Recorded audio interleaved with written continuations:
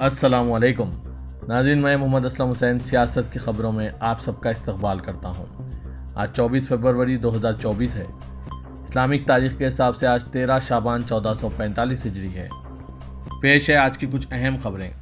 किसान लीडर सरवन सिंह पांढर ने आज हफ्ते को कहा कि किसान मजदूर मोर्चा SKM शोधा की याद में आज हफ्ते की शाम शंभू और खनवेरी दोनों सरहदों पर कैंडल मार्च करेंगे। उन्होंने कहा कि यह शंभू और खानवेरी में मोर्चे का 12वां दिन है। कल किसान मजदूर मोर्चा और SKM ने फैसला किया कि शोधा की याद में आज शाम दोनों सरहदों पर कैंडल मार्च किया जाएगा।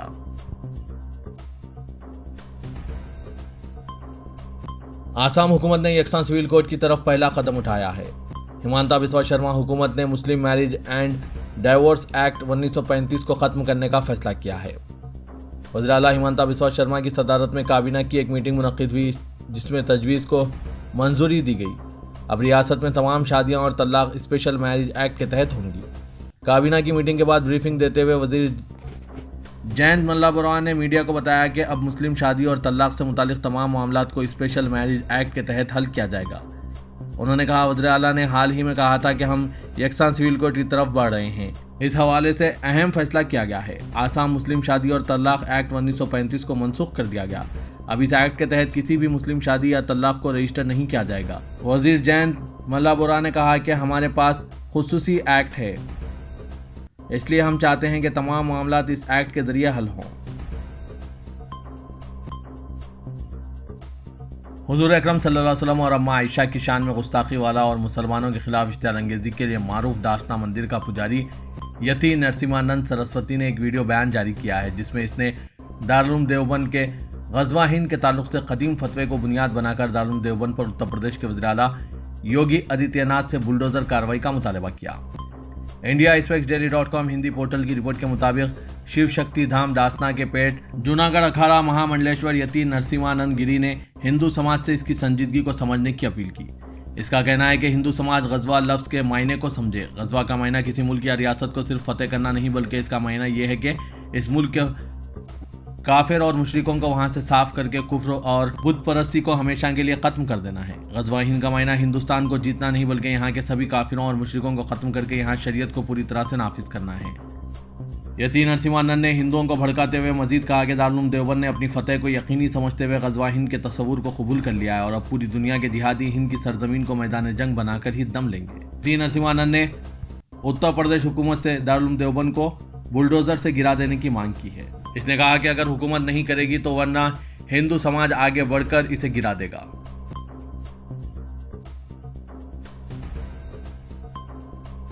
मुसलमानों के खिलाफ इश्तिहार अंगेजी करने वाले तेलंगाना के रुकने असेंबली मलून राजा सिंह को मुंबई की मीरा रोड में 25 फरवरी को बॉम्बे हाईकोर्ट ने चंद शराइत के साथ रैली निकालने की इजाजत दे दी। साथ ही पुलिस को रैली में होने वाली तकरीर की मुकम्मल वीडियो रिकॉर्डिंग करने और तमाम हिफाजती इंतजाम को यकीनी बनाने की भी हिदायत दी है। वादरे के मीरा भाईंदर पुलिस कमिश्नरेट ने नज़्म व नस्क का मसले के पेश नज़र बीजेपी रुकने असेंबली को रैली निकालने की इजाज़त नहीं दी थी, जिसके बाद हिंदू जन आक्रोश मोर्चे की जानिब से बॉम्बे हाईकोर्ट से रुजू किया गया था, जहां समाअत के बाद कोर्ट ने इजाज़त दे दी। कोर्ट ने टी राजा सिंह को रैली के दौरान किसी भी किस्म की शरअंगेजी न करने की हिदायत भी दी और पुलिस से कहा कि वो रैली और प्रोग्राम पर कड़ी नज़र रखे। कोर्ट की इजाज़त के बाद अब हैदराबाद के गोशा महल का रुकने असेंबली मलून राजा सिंह मुंबई की मीरा रोड पर शोभा यात्रा निकालेगा। नीतीश कुमार के इंडिया इत्तेहाद छोड़ने के बाद से कांग्रेस पार्टी पूरी तरह हरकत में आ गई है। इसने इंडिया इत्तेहाद में शामिल तमाम इलाकाई पार्टियों से इंतखाबी मुफाहिमत के लिए एक साथ गुफ्तगू शुरू कर दी और अब तक इसने उत्तर प्रदेश, गुजरात, गोवा, हरियाणा और पंजाब में कामयाबी के साथ इंतखाबी मुआहदे कर लिए हैं और अब इत्तलात है कि महाराष्ट्र और मगरबी बंगाल में भी बात बन गई है। खासतौर पर महाराष्ट्र में, जहां उत्तर प्रदेश के बाद लोकसभा की सबसे ज़्यादा 48 सीटें हैं, कांग्रेस समेत तीनों अपोजिशन पार्टियों में मुफाहिमत हो गई है। इत्तलात है कि 48 में से 42 सीटों का मामला तय हो गया है, जबकि बकिया 6 सीटों के लिए गुफ्तगू जारी है। महाराष्ट्र में सीटों की तकसीम के सिलसिले में कांग्रेस के महाराष्ट्र इंचार्ज रमेश ने कहा कि रियासत में महाविकास अघाड़ी में शामिल पार्टियों के दरमियान सीटों की तकसीम को लेकर जारी बातचीत आखिरी मराहिल में है। अगले चंद रोज में फैसला हो जाए और फिर बाज़ाब्ता ऐलान भी होगा। उन्होंने ये भी कहा कि लोकसभा इंतखाबात के लिए सीटों की तकसीम को लेकर अपोजिशन इत्तेहाद में कोई नाम इत्तेफाकी नहीं है। इत्तेहाद की एक मीटिंग 27 और 28 फरवरी को होगी, जिसमें एनसीपी, शरद पवार, शिवसेना, उद्धव ठाकरे और प्रकाश अंबेडकर की पार्टी वंचित बहुजन अघाड़ी भी शामिल होगी। उन्होंने रियासती पार्टी हेडक्वार्टर्स तिलक भवन में मीडिया से गुफ्तगू करते हुए कहा कि महाविकास अघाड़ी मजबूत है और हर कोई ज्यादा सीटें जीतने के लिए मुत्तहिद होकर काम करेगा। दूसरी तरफ मगरबी बंगाल, जहां ममता बनर्जी की पार्टी ने इंडिया इत्तेहाद में शामिल रहने के बावजूद बंगाल में तन्हाई मैदान में उतरने का ऐलान किया था, अब अपना रवैया कांग्रेस के तई थोड़ा नरम करती हुई नजर आई, क्योंकि इंडिया इत्तेहाद के बावजूद जराये से ये इत्तला मिल रही है कि मगरबी बंगाल में भी कांग्रेस और तृणमूल कांग्रेस के दरमियान मुफाहिमत हो गई है। यहाँ ममता कांग्रेस को 5 सीटें देने के लिए तैयार हो गई है, जबकि इसके बदले में इनकी पार्टी को कांग्रेस आसाम में 2 और मेघालय में 1 सीट देगी। जम्मू कश्मीर के साबिक गवर्नर सत्यपाल मलिक ने सीबीआई के उन इल्जामात को झूठा करार दिया जिनमें यह दावा किया जा रहा है कि उनके घर पर छापामारी के बाद मुबैना तौर पर भारी रकम बरामद हुई है। उन्होंने कहा कि सीबीआई ने कल मेरे घर पर छापा मारा था, जिसके बारे में सीबीआई तर्जुमान ने बताया कि मेरे घर से भारी मकदार में नकदी बरामद हुई, नेज़ मुख्तलिफ शहरों में मेरी जायदादें हैं। ये सरासर झूठ है और मुझे बदनाम करने की साजिश है। साबिक गवर्नर सत्यपाल मलिक ने अपनी पोस्ट में लिखा है कि मेरे गाँव में जो मेरी आबाई जायदाद थी वो बहुत पहले फरोख्त हो चुकी है। हाँ, मैंने जयपुर में एक फ्लैट बैंक से कर्ज लेकर खरीदा है, जिसकी किस्तें मेरी पेंशन से कट रही है।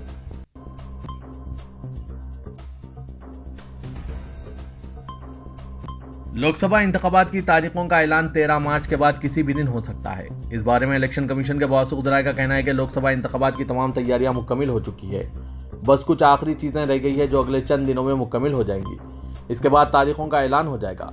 कमीशन के जराये का कहना है कि 2024 के लोकसभा इंतखाबात 7 से 8 मरहलों में हो सकते हैं, जबकि इलेक्शन कमीशन 13 मार्च के बाद इंतखाबात की तारीखों का ऐलान कर सकता है। इलेक्शन कमीशन के जराये ने बताया कि कमीशन आम इंतखाबात की तैयारियों का जायजा लेने के लिए कई रियासतों का दौरा कर रहा है और ये दौरे मुकम्मिल होने के बाद तारीखों का ऐलान किया जाएगा। वज़ीर के मरकजी इलेक्शन कमीशन के ओहदेदारान इस वक्त तमिलनाडु के दौरे पर हैं, जिसके बाद वो उत्तर प्रदेश और फिर जम्मू कश्मीर का दौरा करेंगे। आम आदमी पार्टी ने बीजेपी पर इंडिया इत्तेहाद से अलहदा होने के लिए दबाव डालने का इल्जाम लगाया और पार्टी को डराने के लिए कौमी कन्वेनर अरविंद केजरीवाल को शराब घोटाले के फर्जी मामले में गिरफ्तार करने की तैयारी का भी जिक्र किया। पार्टी ने इसके साथ ही यह वाजे कर दिया कि अब वो इंडिया इत्तेहाद से किसी भी कीमत पर पीछे नहीं हटेगी। पार्टी ने कहा है कि अगर बीजेपी वज़ीर आला केजरीवाल को गिरफ्तार भी करवा देती है तो भी इंडिया इत्तेहाद नहीं छोड़ेंगे और ना बीजेपी का साथ देंगे। पंजाब के वजीर खजाना हरपाल सिंह ने कहा कि आम इंतखाबात करीब आ रहे हैं और बीजेपी को इन इंतखाबात में इंडिया इत्तेहाद के हाथों अपनी शिकस्त साफ नजर आ रही है। इसीलिए भगवा पार्टी की जानिब से आम आदमी पार्टी लीडरों को धमकी आमेज कॉल मौसूल हो रहे हैं, जिनमें कहा जा रहा है कि केजरीवाल अगर इंडिया इत्तेहाद नहीं छोड़ते हैं तो इन्हें गिरफ्तार कर लिया जाएगा।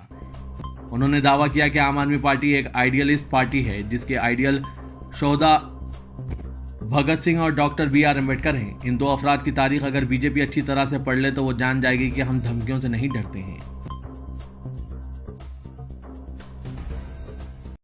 दिल्ली हाईकोर्ट ने मेहरौली में कब्रिस्तान के करीब मुनहदिम की गई आकवांदी मस्जिद में शब बारात के मौके पर इबादत की इजाज़त देने से इनकार कर दिया है।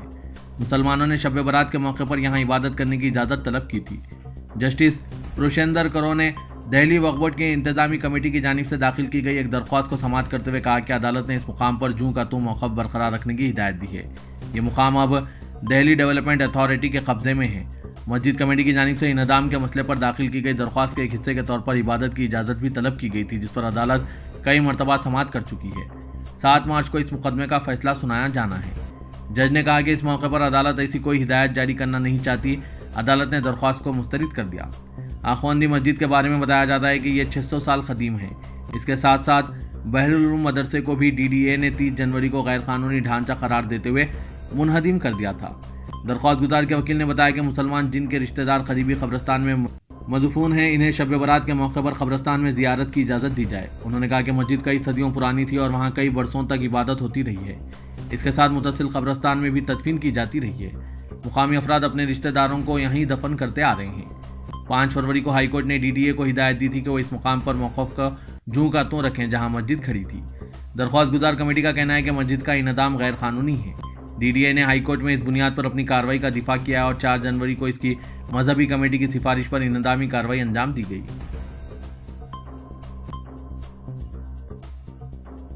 वज़ीर-ए-आज़म नरेंद्र मोदी ने कहा कि जात पात के नाम पर मुल्क को उकसाने और लड़ाने में यकीन रखने वाले इंडिया अलायंस के लोग दलितों और महरूमों के लिए हर स्कीम की मुखालिफत करते हैं और जात के नाम पर अपने खानदानी मफाद के लिए सियासत करते हैं।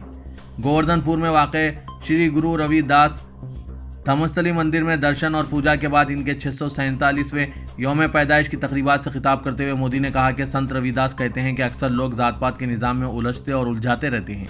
ये बीमारी इंसानियत को नुकसान पहुंचाती है। संतों की बातें हमें रास्ता दिखाती है और खबरदार भी करती है। उन्होंने कहा कि खानदान पर मबनी जमातें किसी दलित या कबायली को अपने खानदान से बाहर जाने की इजाज़त नहीं देना चाहते। सब जानते हैं कि मुल्क की पहली कबायली खातून के सदर बनने की मुखालिफत किसने की। ये वही खानदानी पार्टियां हैं जिन्हें इलेक्शन के दौरान दलित याद आने लगते हैं। हमें इनसे होशियार रहना होगा। नाज़रीन, वज़ीर-ए-आज़म नरेंद्र मोदी की इस बात पर कि आप भी सभी जानते हैं कि मुल्क की पहली कबायली खातून सदर बनने के बाद राम मंदिर के इफ्तिताह पर मदु नहीं की गई है। क्या वज़ीर-ए-आज़म नरेंद्र मोदी इसे जात पात के नाम पर मंदिर में आने की इजाज़त नहीं देने को गलत नहीं समझते? नाज़रीन, इस पर आपकी क्या राय है? कमेंट के जरिए ज़रूर बताइएगा।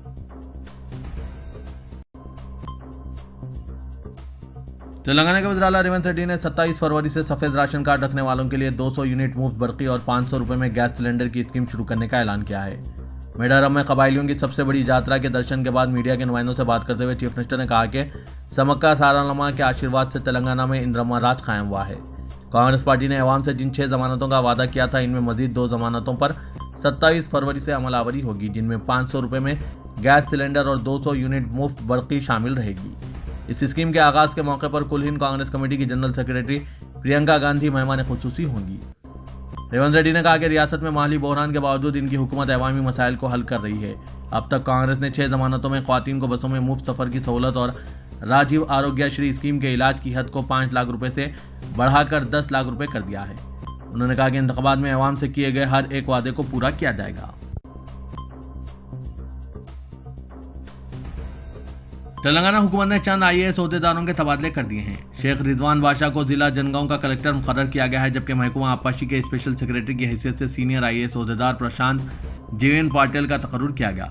सिद्दीपेट जिला कलेक्टर की हैसियत से खिदमत अंजाम देने वाले प्रशांत जेवन पाटिल के तबादले के बाद इनकी जगह मन्नू चौधरी को सिद्दीपेट कलेक्टर बनाया गया। इसी तरह जनगांव कलेक्टर की हैसियत से वरंगल म्यूनसिपल कॉरपोरेशन के कमिश्नर शेख रिजवान बादशाह का तकर्रुर अमल में आया और जनगांव के मौजूदा कलेक्टर CH शिवालिंगैया का तबादला करते हुए इन्हें GAD में रिपोर्ट करने की हिदायत दी गई। इसी तरह सीनियर IAS ओहदेदार शैलजा राम अय्यर को एंडोमेंट की स्पेशल चीफ सेक्रेटरी जायद जिम्मेदारी सौंपी गई है। तेलंगाना हुकूमत के मुशीर बराए अक़लियत व कमज़ोर तबक़ात मोहम्मद अली शब्बीर ने कॉन्ट्रैक्टर्स को हिदायत दी कि वो सेक्रेटरीट की मसाजिद की जगह में मजीद कोई तखफीफ ना करें और अतराफ में बैरिकेड्स नस्ब करते हुए मसाजिद का तहफ़्फ़ुज़ किया जाए। मोहम्मद अली शब्बीर ने सेक्रेटरी अक़लियती बहबूद सैयद उमर जलील और दीगर ओहदेदारों के हमरा सेक्रेटरीट की मस्जिद में नमाज जुम्मा की अदायगी के बाद मुआयना किया। उन्होंने मस्जिद से मुतसिल अराजी पर आर्जी शेड नस्ब करने का मुआयना करते हुए इसे रमज़ान मुबारक के अख्तिताम तक बरकरार रखने की हिदायत दी ताकि मुसल्लियों को सहूलत हो। उन्होंने कहा कि रमज़ान मुबारक में मुसल्लियों की तादाद में इजाफा होता है और मस्जिद का अंदरूनी हिस्सा कसीर तादाद के लिए नाकाफ़ी है। उन्होंने इंजीनियर्स और कॉन्ट्रैक्टर से कहा है कि मजीद कोई तामीरी काम अंजाम ना दें और खुली अराजी को मुसल्लियों के इस्तेमाल के लिए बरकरार रखें।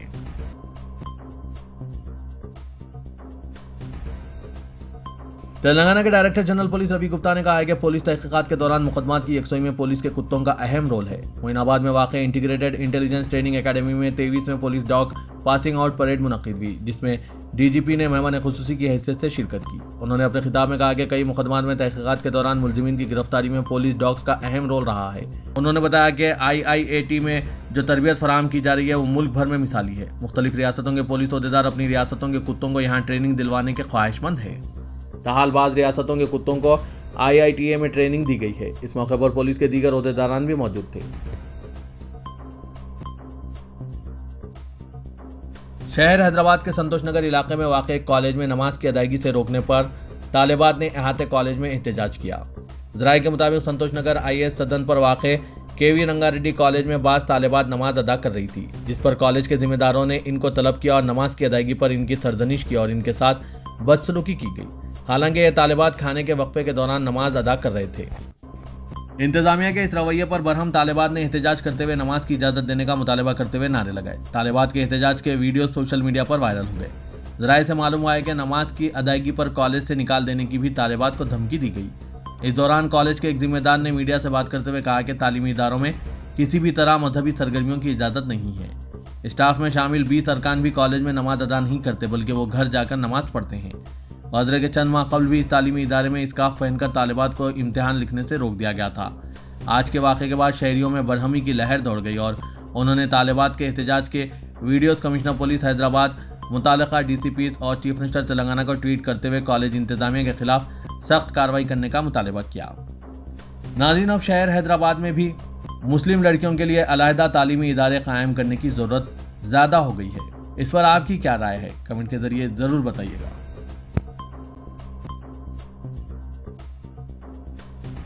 रुकन असम्बली चंद्रान गुट्टा व कायदे मजलिस मुक़न्नना पार्टी अकबरुद्दीन अवैसी ने अपने हल्के के इस्तिफ़ादा कुनंदगान में शादी मुबारक और कल्याण लक्ष्मी स्कीमात के 1258 चेक्स जो 12 करोड़ 59,45,000 रुपये पर मुश्तमिल थे, इसे तकसीम किया है।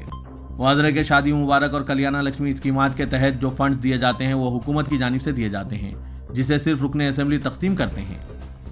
इस मौके पर खिताब करते हुए अकबरुद्दीन अवैसी ने कहा कि हुकूमतें आती हैं और जाती रहती हैं, लेकिन मजलिस इत्तेहादुल मुस्लिमीन की हमेशा ये जद्दोजहद रहती है कि अवाम की खिदमत का काम जारी रहे। अकबरुद्दीन अवैसी ने अवाम को मशवरा दिया कि वो शादियों में इसराफ ना करें। निकाह को आसान इसलिए बनाया गया ताकि जिना मुश्किल हो जाए। 3-4 दिन की तकारीब करने के बजाय 1 या 2 दिन की तकरीब करें।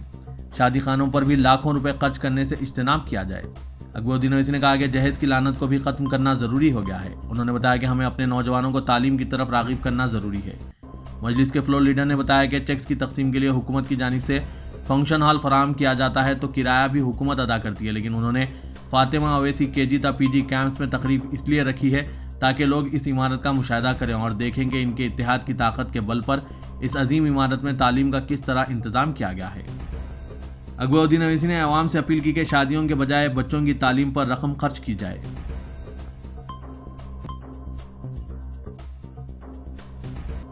चीफ इलेक्टोरल ऑफिसर विकास राज ने इन्फोर्समेंट इदारों के नोडल ऑफिसर के साथ एक इजलास मुनक्किद करते हुए लोकसभा इंतखाबात 2024 में इंतखाबी ज़ाब्ता अखलाक पर अमलावरी में ओहदेदारों के रोल की वजाहत की।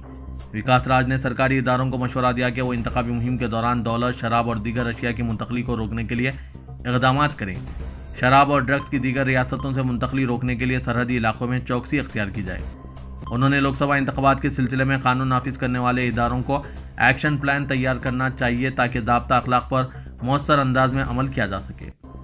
विकास राज ने तेलंगाना के जिलाई ओहदेदारों और कानून नाफिज करने वाली एजेंसियों के दरमियान बेहतर तालमेल और ट्रेनिंग प्रोग्राम मुनक्किद करने की तजवीज़ पेश की।